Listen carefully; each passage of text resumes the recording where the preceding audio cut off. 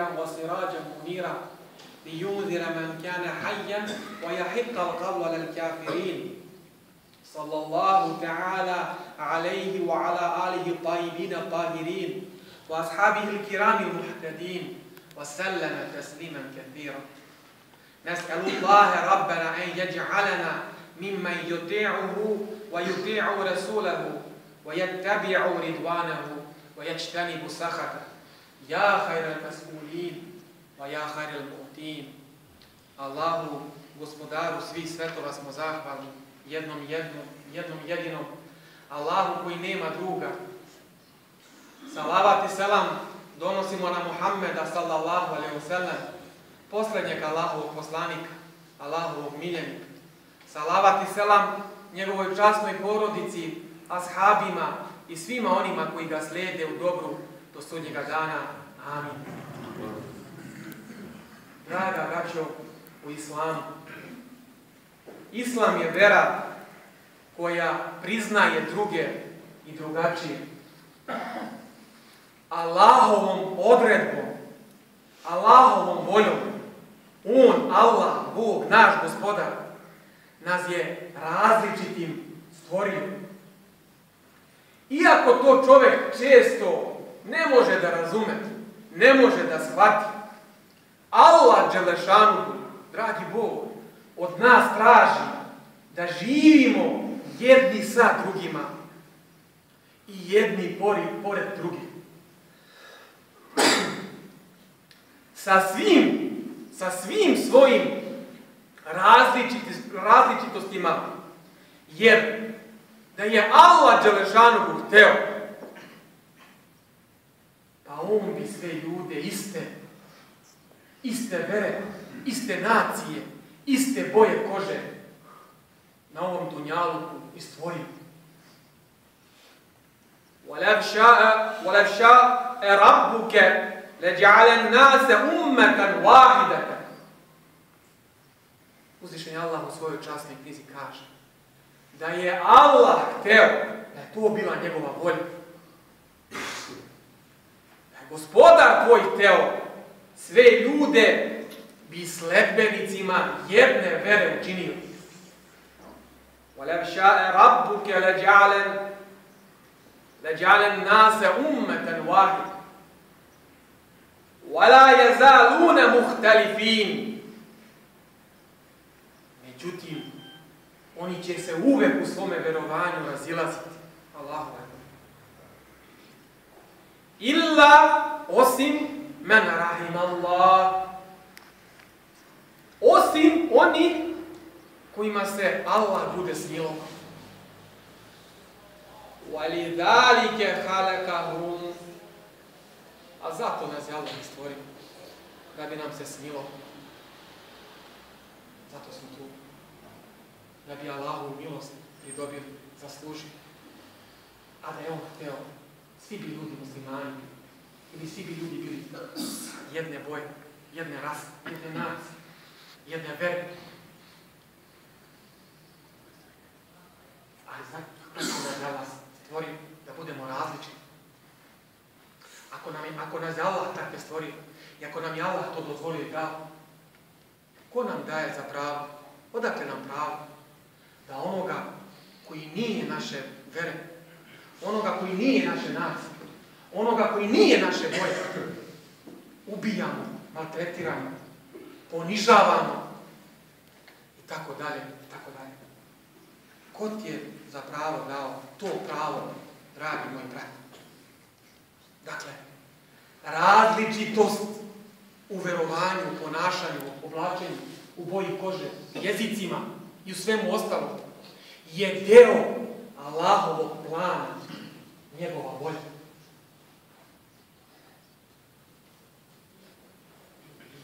Allah, dželešanuhu, to jest Islam, nas uči da poštujemo svakoga čoveka kao čoveka, njegovu ljudskost, a ne nacionalnu rasu ili bilo kakvu drugu pripadnost.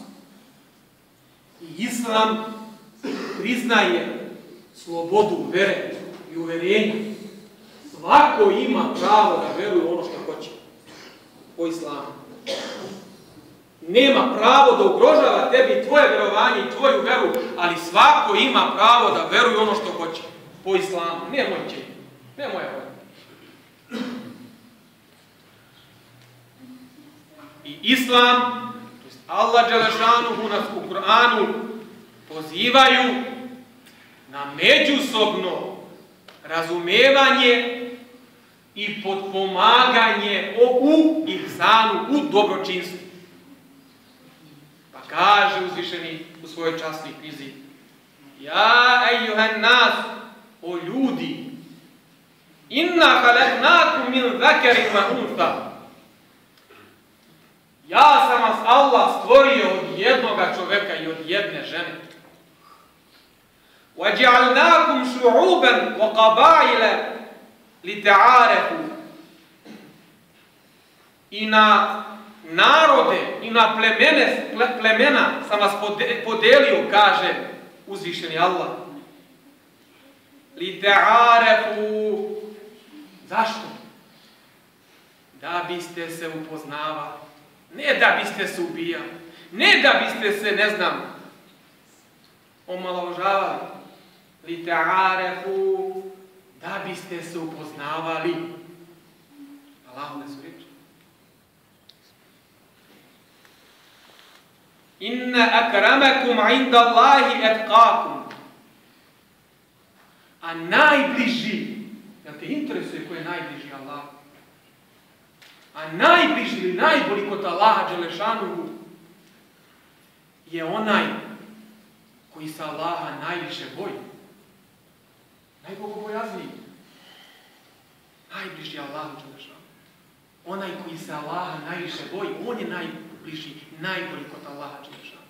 Nije Allah rekao crn, beo, žut, onaj koji ga se najviše boji. Bojiš li se, drago Allah, drago ga.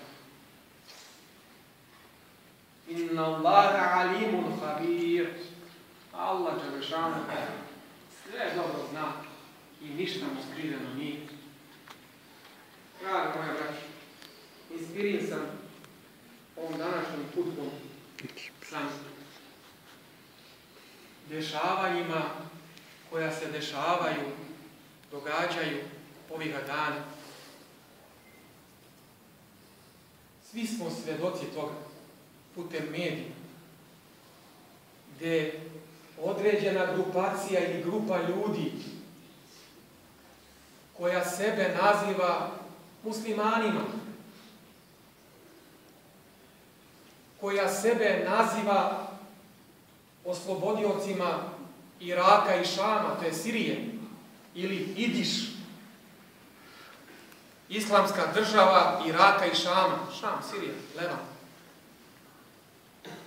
U ime Islama, u moje i tvoje ime, jer smo pripadnici Islama, čini, radi velika zlodela. Ubija nedužne ljude i one koji su muslimani i koji imaju šehadet, a i oni koji nisu muslimani. Sve pod parolom da su na pravome putu i da pozivaju Allahu i da veruju Allaha i da žele stvoriti nekakvu islamsku državu Iraka i Sirije u kojoj bi vladalo to bezvlašće, u kojoj bi oni bili ta vlast, u kojoj bi ubijali svakoga onoga ko ne misli kao oni. Pa makar taj neko bio i zvao se i Muhammed ili bilo kako drugačije. Iz ovih riječi i ajeta koje sam vam preneo, da se zaključiti da je Islam protiv svakog vida nasilja i da Islam poštuje svačije pravo i uverenje. Allahove sam vam riječi citirao, ništa svoje nisam dobio. I onda se čovjek, normalan čovjek, muslim, čovjek Bogu odan, pita odakle im to pravo? Odakle im pravo da u ime moje i tvoje i svih muslimana na ovome dunjaluku čine i vrše takva zlodela i ubijaju nedužne ljude, siluju žene, ubijaju djecu.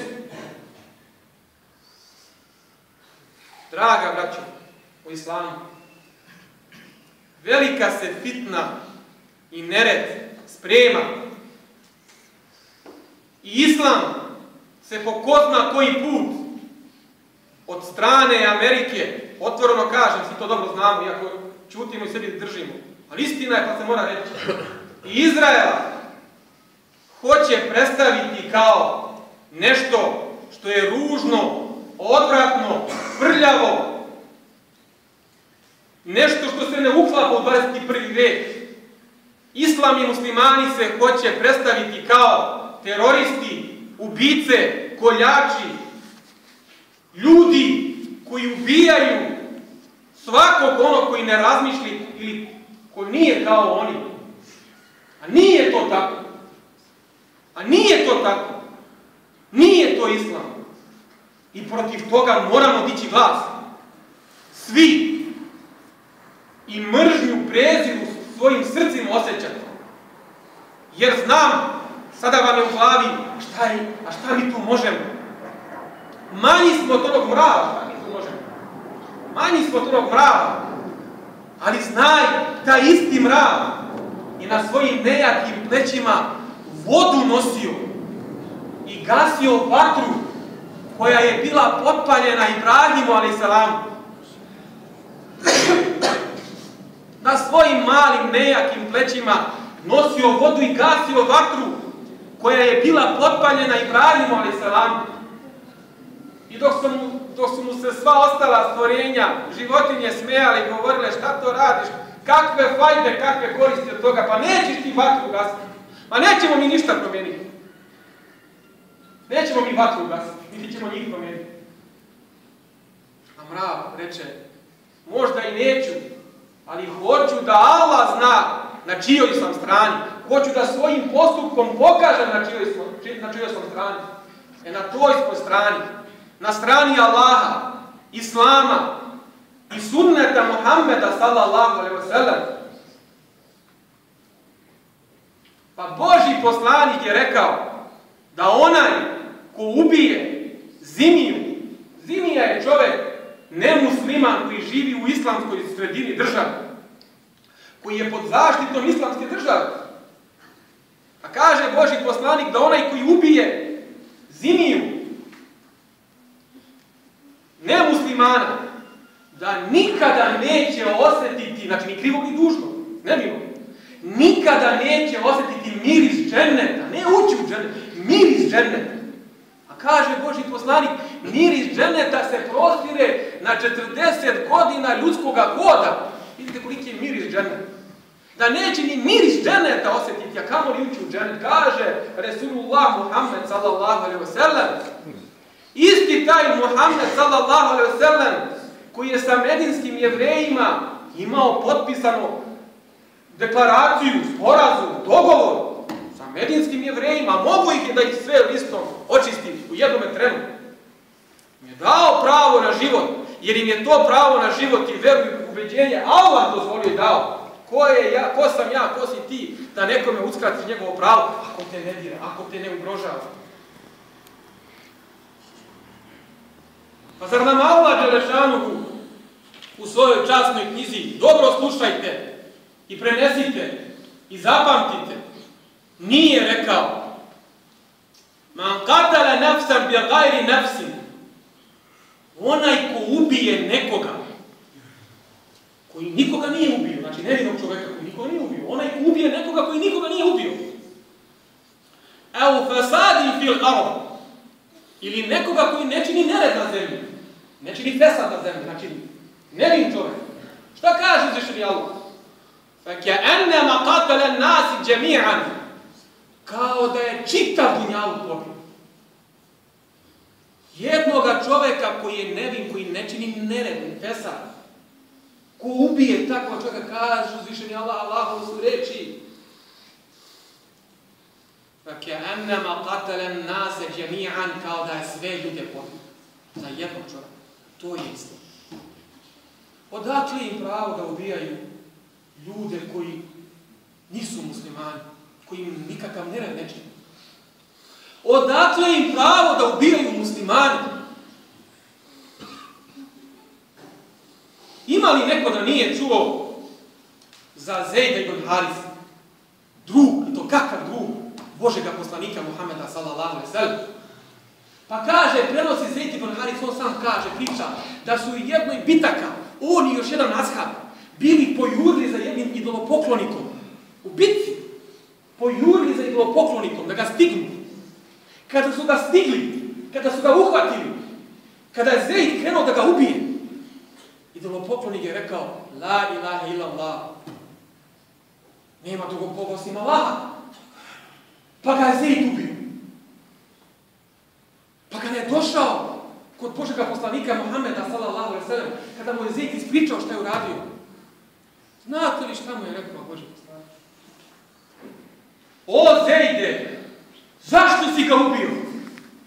Šta li ćeš na sudnjem danu reći Allahu dželešanuhu kada to njegovo la ilaha illallah bude došlo? A Zejd kaže, Božji poslanik, a on to nije iskreno rekao. On je to rekao da bi se spasio. Šta mu je Božji poslanik ponovo rekao?